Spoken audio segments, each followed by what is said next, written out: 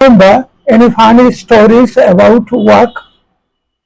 তোমার কর্মক্ষেত্র সম্পর্কে কোনো কৌতুকপূর্ণ গল্প স্মরণ করতে পারো কি?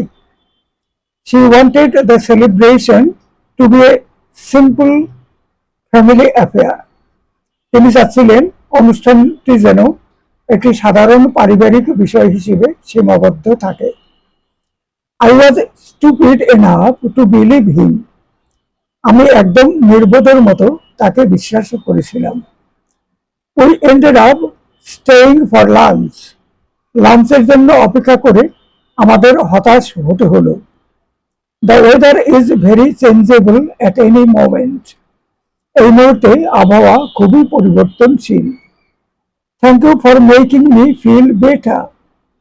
আমি বেশ ভালো বোধ করছি এবং এজন্য আপনাকে ধন্যবাদ।